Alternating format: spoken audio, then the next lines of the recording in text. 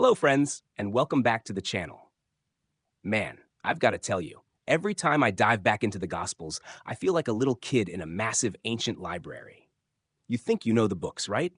You've read the words, heard the sermons your whole life. But then, you stumble across a margin note, a tiny, almost insignificant detail, and suddenly the whole room lights up. It's that exhilarating feeling of discovery, the kind that makes you want to jump up and shout.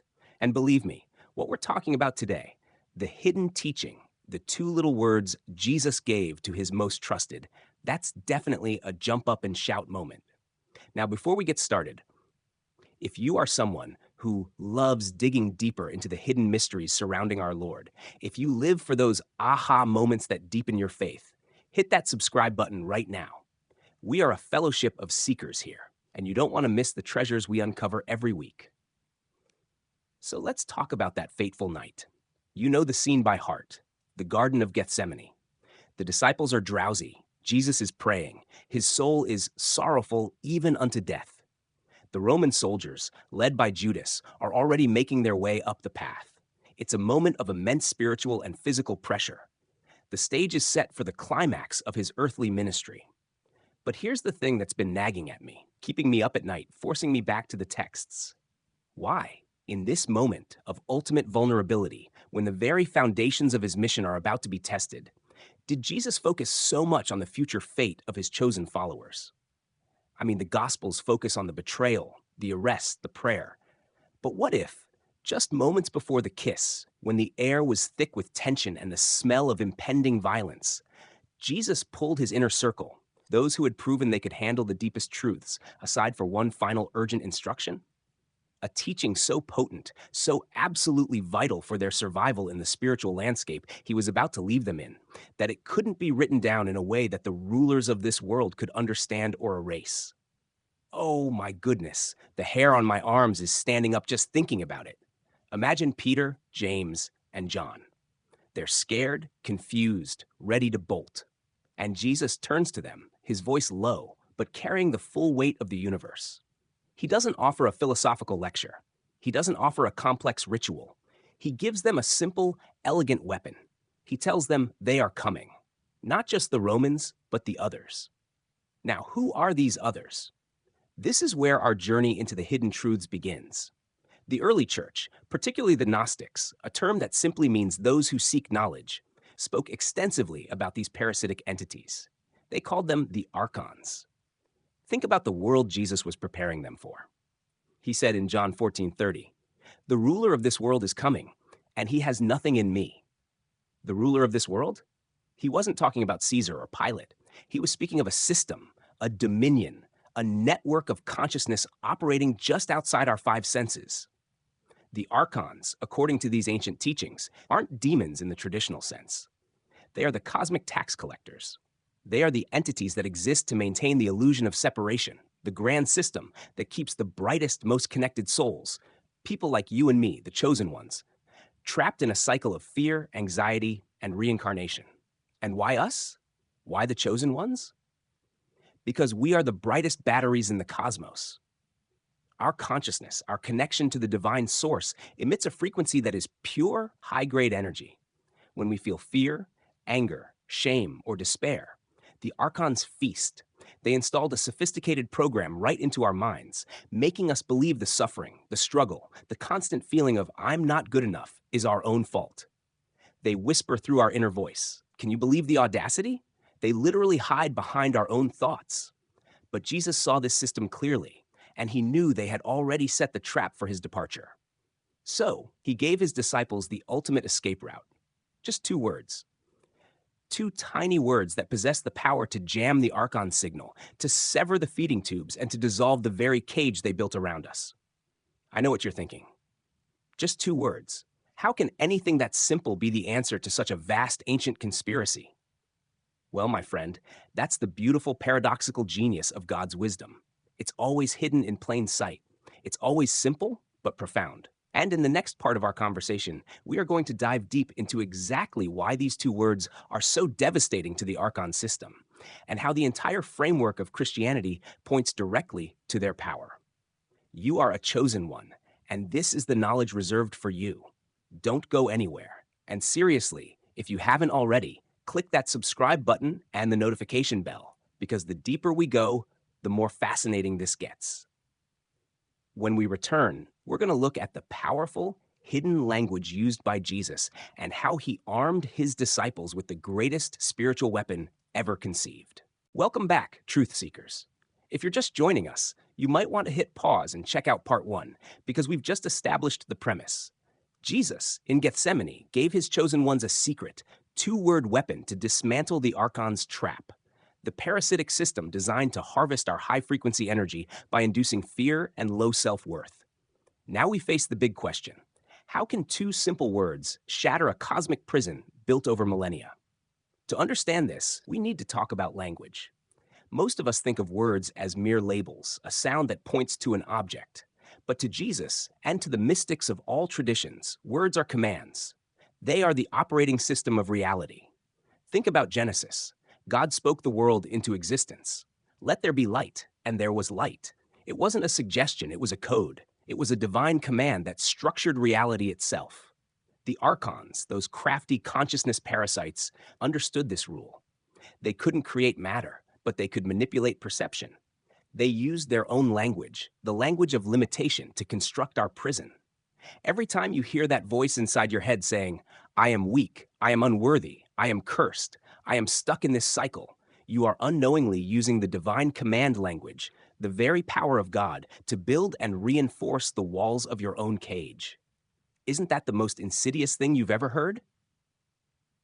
They trick us into using our power against ourselves. This is where Jesus' teaching becomes so explosive, so revolutionary. He didn't just teach us to be good or moral. He taught us how to use the code to rewrite the program. In the ancient Greek texts, the terms used by Jesus for these 2 words carried an immense weight that often gets softened in modern translation. He wasn't giving them an affirmation. He was giving them a declaration of pure being. He was effectively telling them, the Archons defined you with words. You will dissolve their definition with my words. And the 2 words are I am. Simple, right? Too simple, maybe? That's what the Archons want you to think. They want your analytical mind to dismiss this as spiritual fluff. But when spoken with the full consciousness of a chosen one, this is the most powerful sequence of code in existence. Let's trace the power of I am. We don't have to look far. We just look to the Old Testament, to the moment Moses stands before the burning bush, terrified, asking the voice, who should he tell the Israelites sent him? The voice didn't say, I am the mighty God, or I am your father. It said, and this is crucial, it said, I am that I am. Wow. Think about that for a second. This isn't a historical statement. It's an eternal present tense. It's pure, unconditioned existence recognizing itself. It's the sound of the universe declaring its boundless reality. It's God's signature. The Archon's entire system, their feeding tubes, their traps, the cycle of reincarnation, depends on you identifying yourself as finite, small, separate, mortal, bound by time and story. When you say, I am a failure, you are taking the name of God, the name of infinite power, and applying a limitation to it. You are using the Creator's tool to forge the chains of the victim. But when a chosen one, someone vibrating at that higher frequency, speaks I am and stops, full stop, no qualifiers, no description after it, something phenomenal happens instantly. The identity dissolves. Every single archonic definition, every belief that you are broken or stuck, is instantly nullified. Because I am is everything and nothing specific. It is the awareness prior to the story. The frequency jams. The words emit a frequency that these lower vibrational entities simply cannot tolerate. It's like shining the sun directly into a dark, shadowy room where they hide. They recoil, and the parasitic attachments, those feeding tubes, snap instantly. The shield is raised. You establish an energetic field that bypasses the archonic layers of reality, reconnecting you directly to source consciousness. You are still in the world, but you are no longer of their system. This isn't magic, my friends. This is you, the chosen one, using the command language of reality to delete the program they installed in your mind decades ago. Jesus reserved this teaching for his closest disciples because they possessed the understanding of the source from which they came. He knew that for someone still operating from victim consciousness, the words would be empty, just sounds. The Archons would ignore it. They know when you're still feeding them. But for you, for the one who has felt the pull, who has always known there was more, who is watching this video right now, because the truth resonates deep in your chest. When you speak I am with knowing, the effect is immediate. The cage doesn't just loosen, it shatters. What an amazing revelation. It just fills me with such joyous faith. And here's the kicker, the part that makes the Archons panic. The more chosen ones who remember this, who speak this command and step back into their true identity, the weaker their entire system becomes. You are not just saving yourself, you are helping to collapse the illusion for everyone. This is why you are here. This is why this message found you tonight. You are being armed with the weapon of pure consciousness. In our final part, we are going to get incredibly practical. I'm going to share the exact method Jesus taught to his disciples, the steps you must take tonight before you sleep to speak these two words correctly. We will also talk about what happens immediately afterward, how the Archons will test you, and how you will find the others who have also escaped. But first, if this powerful truth has resonated with you, if you're feeling that shift of recognition, please let me know. Hit the like button, and if you haven't yet joined our fellowship, hit that subscribe button. We are changing the world, one truth at a time, and we need you with us. Stay right there. The final step of liberation awaits you. Here is your text, transcribed exactly as written, with no changes, no additions, no corrections. Welcome back, fellow escapees. We've uncovered the Archon's parasitic trap. We've learned why we, the chosen ones, are the primary targets, and we've revealed the ultimate spiritual weapon Jesus gave to his inner circle, I am. Now it's time for action. Jesus didn't just give them the words, he gave them the method, because the Archons are experts at hijacking external tools, and he knew that simply repeating I am like a mantra wouldn't work. The words must be spoken from the correct frequency, the chosen one consciousness, the part of you that remembers its infinite, uncreated nature. So here's the practice, the final, crucial instruction you must follow tonight before you sleep. This is not a suggestion. This is the key to your permanent liberation. 1. The stillness of separation. First, you must create silence. Find a quiet place where you won't be disturbed for 10 minutes. This is not about sitting in a specific yoga pose or using a complex meditation technique.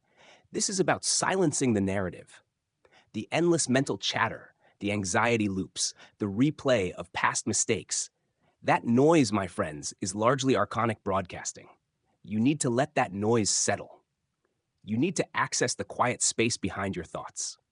You need to speak these powerful words from stillness, not from chaos. 2. The feeling of pure existence. Second, feel into your existence. Don't think about your name, your job, your history, or your problems. Just feel the simple, raw awareness that notices. I am here. I am aware. I exist. That feeling, that moment of beingness prior to your story, that is the frequency of the chosen one. It's always inside you. The Archons just distract you from it. Take a deep breath and settle into that feeling of just being. 3. The declaration third, speak I am out loud. Not a whisper, not a shout, but a clear, firm declaration. Speak it with absolute certainty. This is not a statement of hope. This is a declaration of truth that has always been true. And critically, do not add anything after it. Don't say I am strong or I am loved. Just I am. Period. Full stop. Let the infinite stand alone. As you speak it, feel your consciousness expand into the vastness of that truth. You might feel a subtle resistance, a voice saying, this is silly, this won't work. That, my friend, is the trap fighting to keep you. Ignore it. Speak the words anyway, with the full authority of someone who knows they were never actually trapped. They only believed they were. 4. Resting in the truth. Fourth, stay in the silence after you speak. Don't immediately rush to analyze or check if it worked. Just sit in the vibration of what you just declared. Let it settle. Let the archonic identities start dissolving in the pure presence of that truth. When a chosen one performs this declaration correctly, the immediate results are unmistakable. You will feel a shift in your chest, like chains snapping. The heavy, stuck feeling will lift. Your thoughts will slow down, giving you clarity that isn't often available in the Archon's noisy reality. But here is what they don't teach you in Sunday school, and what Jesus taught his disciples to prepare for. The Archons will test you. Within 24 to 48 hours, you will face situations designed to pull you back into victim consciousness. Someone will trigger your deepest insecurities. A minor disaster will happen. A problem will emerge that feels custom designed to make you doubt your power. This is not coincidence. This is the Archon's final, desperate attempt to reestablish control. And when it happens, you do not fight the situation. You do not react emotionally. You simply speak the words again. I am. You remind yourself that you are not the identity being triggered. You are the consciousness observing it. The Archons lose their grip every time you return to that recognition. And as you begin to operate from this frequency, something miraculous will happen. Other chosen ones will find you. Once you break free from the archonic frequency of isolation, you become visible to others who have also escaped. Synchronicities will increase. You will start meeting people who understand your journey, who speak the same hidden language. This is the growing network of the awakened, connecting naturally. The trap kept you alone. Your freedom unites you. Jesus gave these two words to the chosen ones as a practice, a way of life, a constant remembering that you are not and never were what the Archons told you you were. You're watching this video because you are a chosen one. You have always been. That's why your life has felt harder, why you felt that energy drain. But tonight, you're breaking free. Not because I saved you, but because you are remembering you were never actually trapped. Before you sleep, find that quiet moment. Sit in that stillness. Feel into your eternal existence.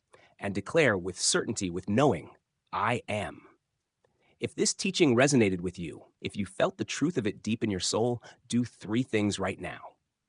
First, hit that subscribe button. More chosen ones need this information, and the Archons do not want this channel to grow. Prove them wrong. Second, leave a like on this video. It tells YouTube to show this message to others who are still trapped. And third, go into the comments right now and simply write, I am. Let me know you're here. Let other chosen ones see they're not alone. And let the Archons see how many of us are waking up tonight. The 2 words are yours now. Jesus gave them to the chosen ones to escape the trap. I've passed them to you. What you do with them is up to you. You are not a victim. You are not broken. You are not trapped. You are I am. And the moment you remember that, everything changes.